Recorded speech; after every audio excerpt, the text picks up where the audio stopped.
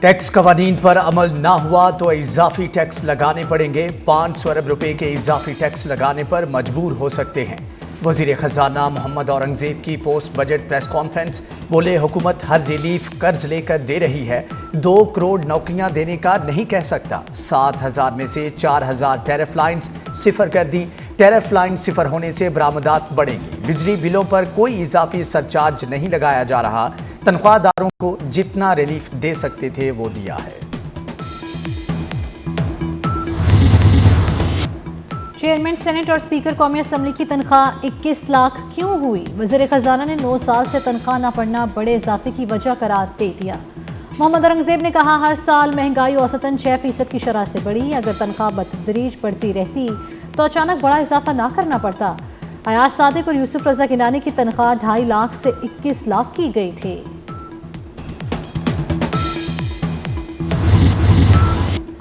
Budget کے بعد بازار حصص میں زبردست تیزی۔ 100 انڈیکس پہلی بار 1,24,000 پوائنٹس کی حد پھلانگ گیا۔ بینچ مارک انڈیکس میں 2,328 پوائنٹس کا اضافہ۔ 100 انڈیکس 1,24,352 پوائنٹس پر بند ہوا۔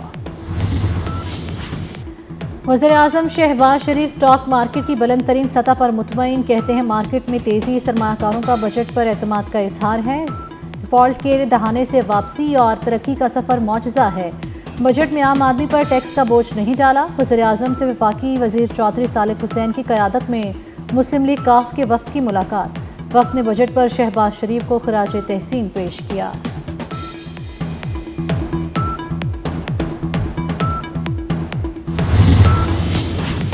بیرون ملک پاکستانیوں کا معیشت پر اعتماد۔ رواں مالی سال کے 11 ماہ میں ترسیلات زر کا نیا ریکارڈ بن گیا۔ بیرون ملک پاکستانیوں نے 34 ارب 90 کروڑ ڈالر کی ترسیلات زر بھجوائیں۔ ماہرین کا کہنا ہے کہ SIFC اور حکومتی اقدامات کی وجہ سے ترسیلات بڑھی۔ ہم صدر ٹرمپ کے بیانات کو وعدے سمجھتے ہیں۔ بھارت ثالثی کی کوشش ناکام نہیں بنا سکے گا۔ امریکہ بھارت کو کان پکڑ کر بھی لائے گا۔ پاکستان اور بھارت کا امن دنیا کے مفاد میں ہے۔ بلاول بھٹو کی سفارتی وفد کے ہمراہ لندن میں پریس بریفنگ، کہا پاکستان جیت کر بھی مذاکرات کی بات کر رہا ہے۔ بھارت نے پانی بند کیا تو یہ اعلان جنگ ہوگا۔ آرمی چیف نے مسلح افواج کی کامیاب قیادت کی۔ اعتراف میں فیلڈ مارشل کا رینک دیا گیا۔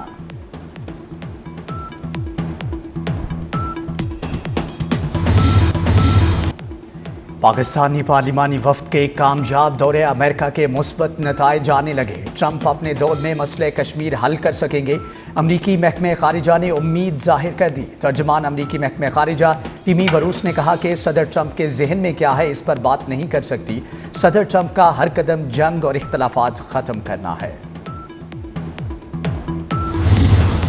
امریکی سینٹ کام chief general Michael Eric Kurilla نے بھارتی امیدوں پر پانی پھیر دیا۔ امریکی سینٹ کام چیف کا کہنا ہے پاکستان سے تعلقات امریکی قومی سلامتی کے لیے اہم ہیں۔ بھارت کے لیے پاکستان سے تعلقات خراب نہیں کر سکتے۔ امریکہ پاکستان کے تعاون سے داعش کے خلاف کامیاب آپریشن کر رہا ہے۔ پاکستان نے داعش کے 5 سینئر رہنماؤں کو پکڑا۔ پاکستان کے مسلسل تعاون سے امریکہ اب داعش کو کچلنے کے قریب ہے۔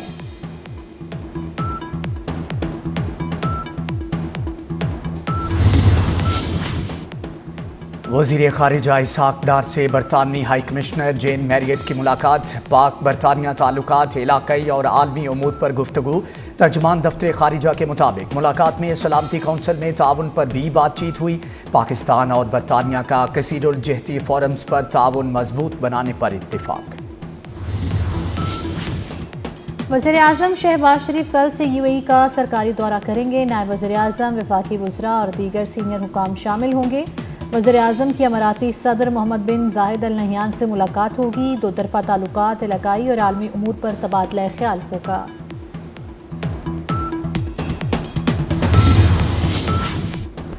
صارفین کو مہنگی بجلی کا ایک اور جھٹکا۔ نیپرا نے بجلی 93 پیسے فی یونٹ مہنگی کر دی۔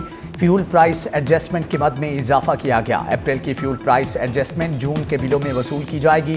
CPPA نے 1 روپیہ 26 پیسے یونٹ اضافہ مانگا تھا۔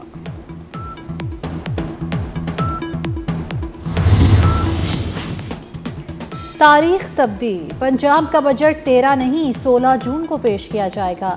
سرکاری ملازمین کی تنخواہوں میں 10، پینشن میں 7% اضافہ تجویز۔ وزیر اعلیٰ پنجاب مریم نواز نے ابتدائی منظوری دے دی۔ بجٹ میں نئے ٹیکسوں کی تجویز مسترد۔ ترقیاتی بجٹ کا حجم 1100 ارب سے زائد رکھا جائے گا۔ محکمہ بلدیات کی 480 ارب کی ترقیاتی اسکیمیں، ستھرا پنجاب کے لیے 200 ارب کی تجویز۔ تعلیم کا ترقیاتی بجٹ 110 ارب رکھنے کا فیصلہ۔ ہیلتھ سیکٹر کے لیے 160 ارب رکھے جائیں گے۔ ایف بی آر نے بجٹ سے پہلے بریفنگ کیوں نہیں دی؟ صحافیوں نے وزیر خزانہ کی پوسٹ بجٹ پریس کانفرنس کا بائیکاٹ کر دیا۔ صحافیوں کے باہر جانے پر وزیر خزانہ کو خالی کرسیوں سے خطاب کرنا پڑا۔ وزیر اطلاعات عطا تارڑ اور chairman F B R Rashid Langrial معذرت کر کے صحافیوں کو واپس لائے۔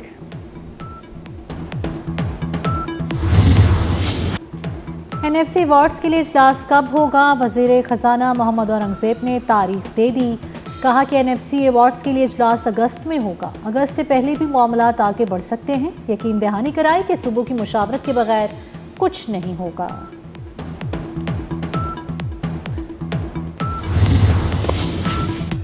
بانی کی سزا معطلی درخواستوں کی سماعت پر پھر سے منسوخ۔ جج کے چھٹی پر ہونے سے کاز لسٹ منسوخ کر دی گئی۔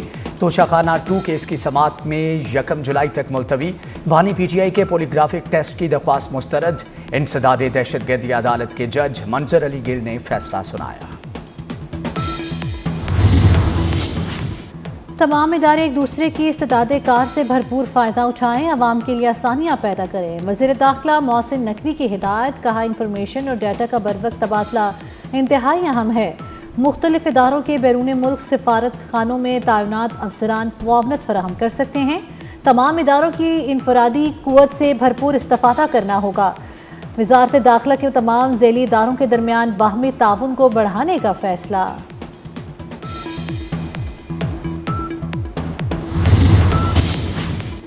سندھ حکومت کا مزید بسوں، ای وی ٹیکسیوں اور سکوٹرز کے لیے فنڈز مختص کرنے کا فیصلہ۔ سینئر وزیر سندھ شرجیل میمن کی زیر صدارت محکمہ ٹرانسپورٹ کا اجلاس۔ ای وی گاڑیوں کے لیے مختلف مقامات پر چارجنگ انفراسٹرکچر کے قیام پر تبادلہ خیال۔ شرجیل میمن کی red line B R T کی جلد تکمیل کے کام میں تیزی لانے کی ہدایت۔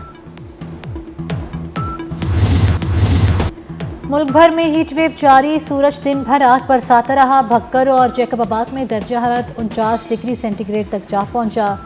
سبی، نورپور تھل، سرگودا، گجرانوالہ اور حافظ آباد میں پارہ 48 ڈگری ریکارڈ کیا گیا۔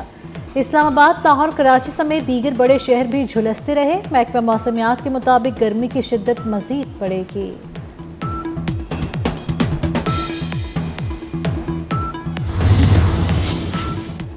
کراچی میں خونی ٹینکر نے بچپن کے 2 دوستوں کی جان لے لی۔ میٹرک بورڈ کے قریب تیز رفتار ٹینکر نے موٹر سائیکل سوار 2 نوجوانوں کو کچل دیا۔ حادثے میں 20 سالہ زبیر اور 18 سالہ آیان موقع پر ہی جاں بحق ہو گئے۔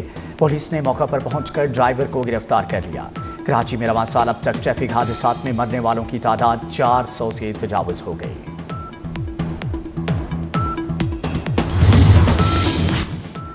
ڈونلڈ ٹرمپ کا چین امریکہ تجارتی معاہدہ ہونے کا اعلان۔ امریکی صدر نے کہا کہ چین کے ساتھ معاہدہ مکمل ہو گیا، اب میری اور چینی صدر کی حتمی منظوری درکار ہے۔ ہم مجموعی طور پر 55% ٹیرف حاصل کر رہے ہیں، چین کو 10% مل رہا ہے۔ چین نایاب معدنیات فراہم کرنے کے لیے تیار ہے۔ چین کے طلباء ہمارے کالجز اور یونیورسٹی سے فائدہ اٹھائیں گے۔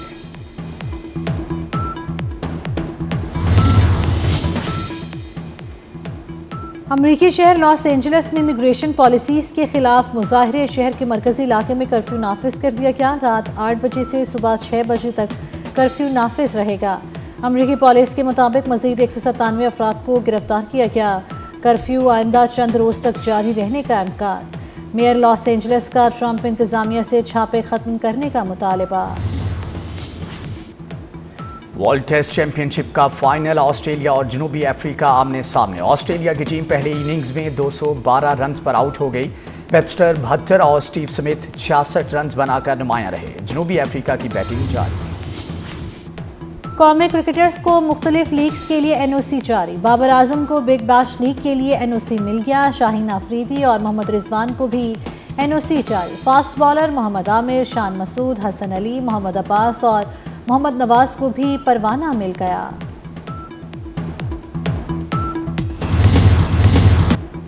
فلم بینو کو اداکار ہمایوں سعید اور ماہرہ خان کی جوڑی بھاگے۔ عید قربان پر ریلیز ہونے والی فلم لو گرو نے دی لیجنڈ آف مولا جٹ کو بھی پیچھے چھوڑ دیا۔ مولا جٹ نے ریلیز کے ابتدائی دنوں میں 11 کروڑ روپے کمائے تھے۔